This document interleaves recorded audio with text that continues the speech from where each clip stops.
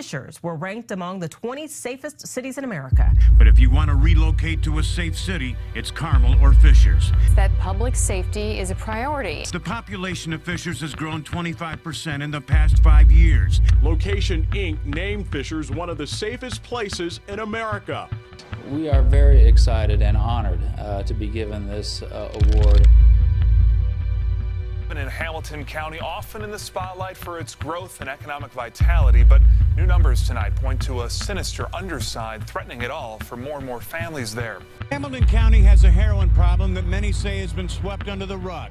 In the past month alone, 15 people have died of heroin overdoses. And even being down in the hood, I could be there for a couple hours because I know the dope guy. And everyone that I see come by is from the north side. Or a nicer area, the suburbs, Fishers or Noblesville or Carmel or something like that. It is real and it is here. It is absolutely imperative that we start having this conversation.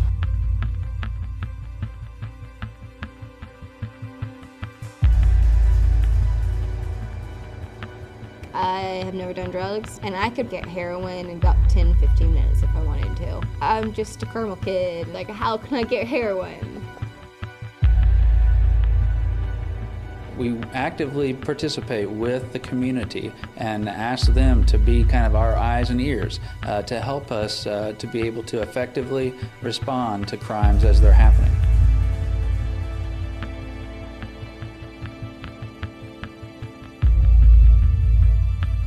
I was born in Indianapolis, but I was raised in Fishers, Indiana. I am a drug addict. I am a heroin addict.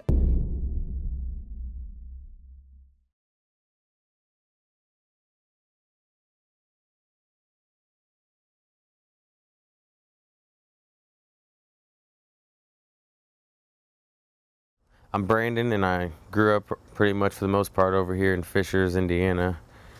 When I left Fishers Junior High and started freshman year at Fishers is pretty much when the drugs fully were introduced to me. Both my older siblings are addicts, and like they have been since I was in elementary school. Yeah, so my brother started smoking weed, and then he started doing different ADD meds, and then he started doing like Xanax, and then from Xanax, he went on to a variety of like opiate pills. The first time I ever got a pain pill was from a friend of mine who got in a moped accident in my own neighborhood. He had all kinds of pain pills left over, and he told me I could have them. And so I just started eating them, probably ate 4 or 5 the first time, and they really got me high. And so after that, I was just looking for Vicodin all the time, and it wasn't maybe a couple weeks before I had a friend who told me about snorting it. You know, crush it down, put it in a dollar bill and crush it down. So I started doing that, and that's when it started getting a lot worse. I hurt my back when I was about 17 years old, and I never went to the doctor for it, and I got prescribed the pain pills. And from then on, it was basically weed, alcohol, and pills. And then eventually I found Oxycontin. It progressed even more, and I underestimated the power. I guess I didn't really know what I was dealing with when it came to Oxycontin. I never really did drugs or drank. I started dating somebody that was a heroin addict, and I started doing heroin with him. And I had never, been a troublemaker, been in trouble before that. As soon as I started dating this person, though, I started getting in trouble, doing drugs, and it escalated just from heroin to shooting, crack, meth, coke, just whatever I could get my hands on. So my addiction to heroin wasn't overnight, obviously. It started a lot before that. I started experimenting with drugs in high school. Kind of just like the ADD medicine and pot and drinking and things like that. In a short amount of time, I was strung out. I was getting dope sick, and I was doing just about anything I could to get money to get some Oxycontin. And then one day I couldn't find any. I called a friend, and he's like, hey, I can get you some heroin.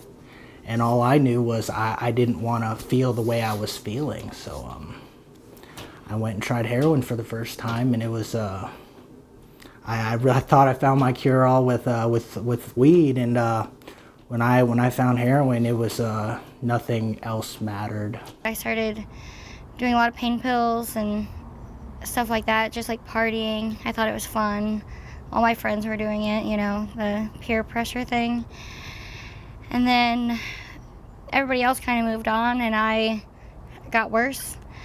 And it became like stronger drugs, more, like a lot more of them. And like, it gets really expensive doing Oxycontin and fentanyl patches. So then that's when I switched to heroin. When those pills get cut off and you're addicted to them, you're looking for that high. And you can't go and take cocaine and get that same kind of high. You can't go and do meth and have that same kind of high. There's one drug out there that gives you that same kind of high, and that's heroin. We have discovered so many Hoosiers of all ages addicted to prescription drugs, and the numbers are simply alarming. I was prescribed Adderall in high school. Yeah, I guess that should have been like my first sign, was that I wasn't taking Adderall how it was prescribed. I was snorting it or giving it to other people or taking it to lose weight.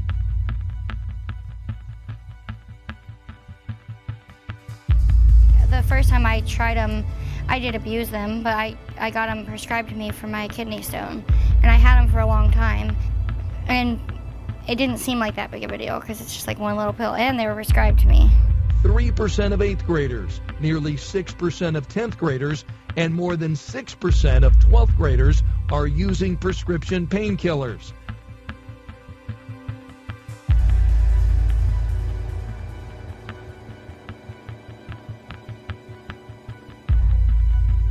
I was asking a guy at work if he knew where to get any Opanas, which is like a stronger oxy, you know, the closest thing you can get to heroin pretty much.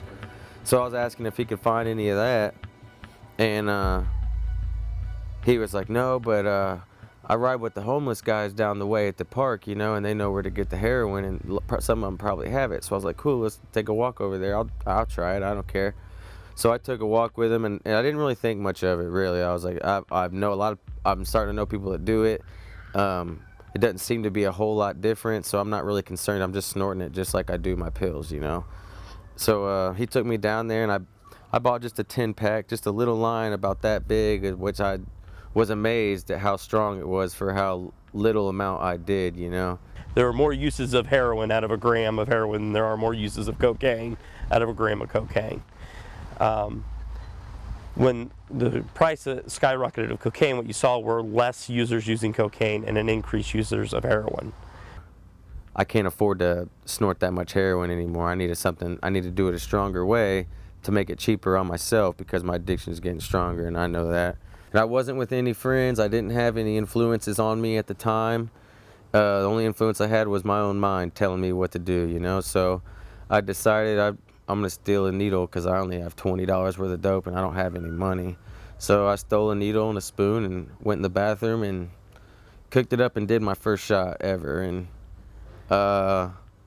that was definitely it for me right there. It was like a roller coaster, you know. I was like, I'll never do anything else again. Like, this is it. And blinded by drugs and fun, I thought I was in heaven, you know what I mean? Which, well, I was in a living hell, little did I know. Addiction to a drug that many consider evil, a drug that can easily take a life.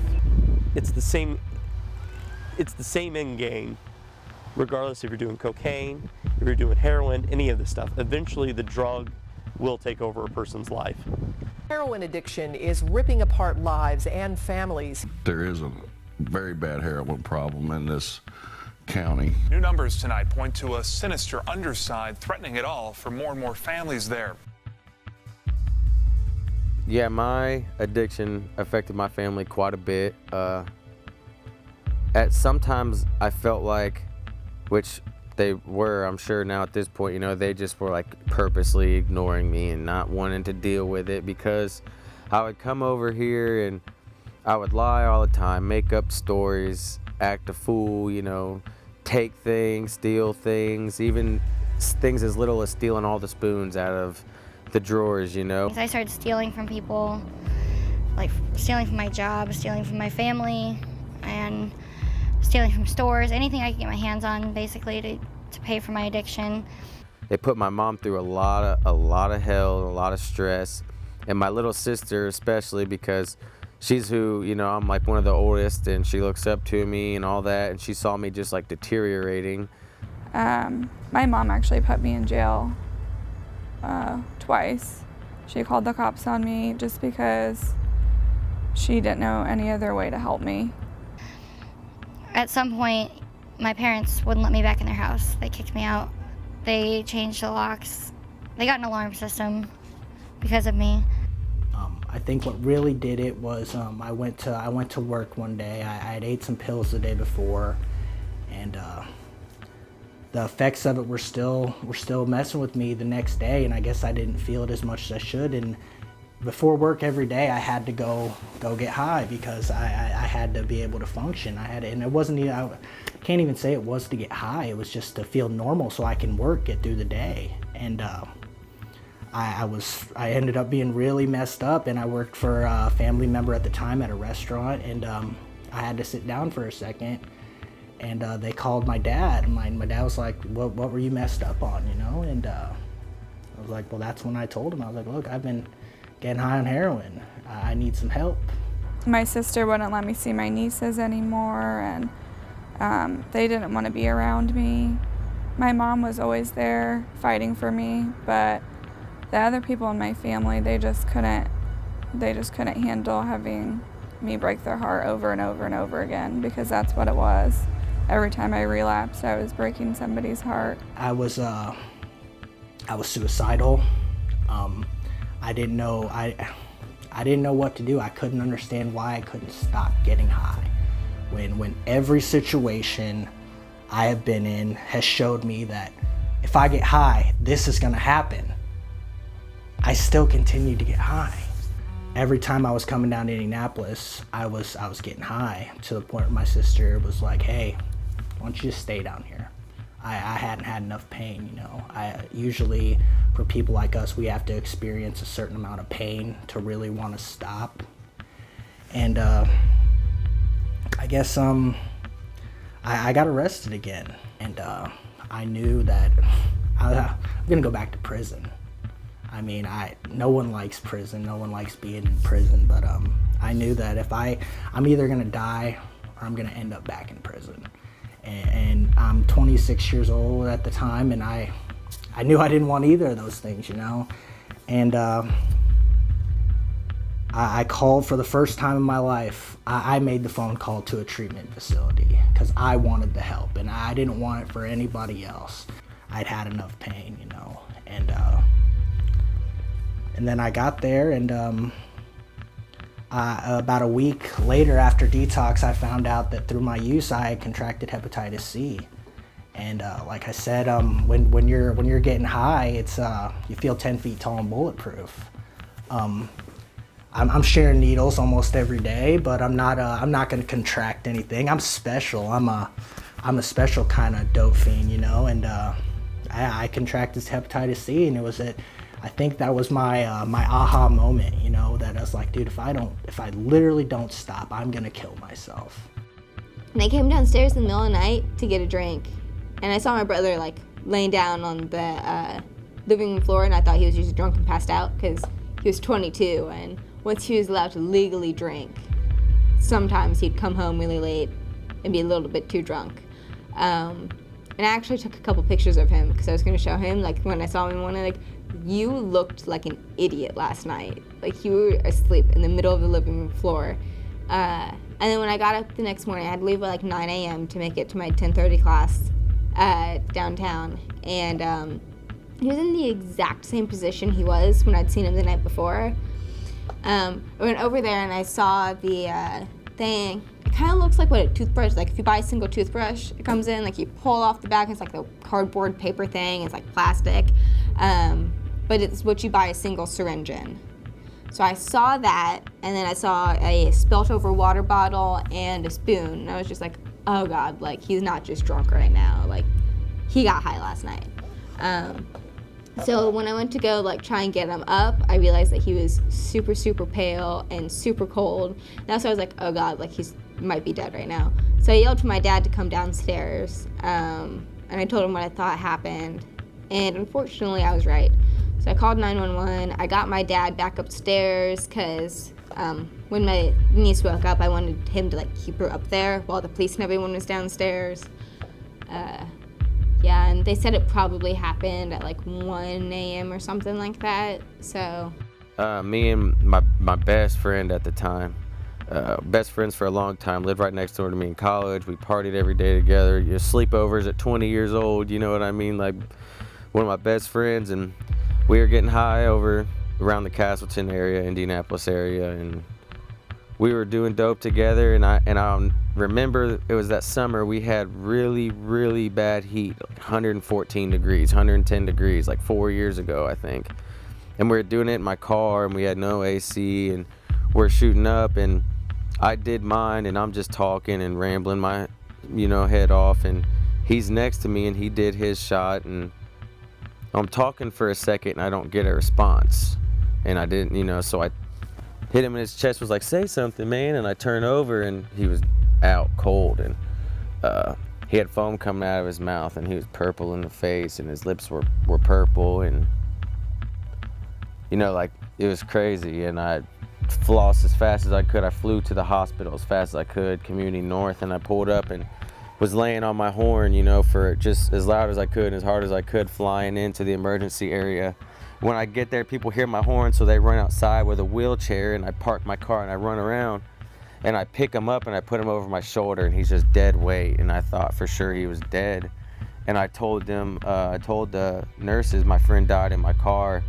I gave him his license and said, this is my friend, he died in my car.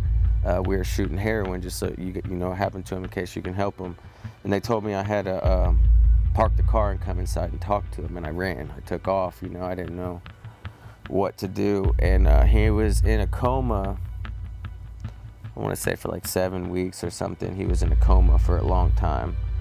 And they didn't think he was gonna make it through. They were having meetings about taking him off life support and all that. And then he woke up one day, and he was really handicapped. He's severely handicapped. His parents have power of attorney over him for the rest of his life, and he's 25 years old. And he's like almost legally blind. He's like 35% blind. He walks with a cane. He can't speak well at all. He talks with a never-ending stutter. You can't carry a conversation with him, and it takes him a long time to comprehend what you say, and you can see him try to repeat it, to put it together in his head like a puzzle.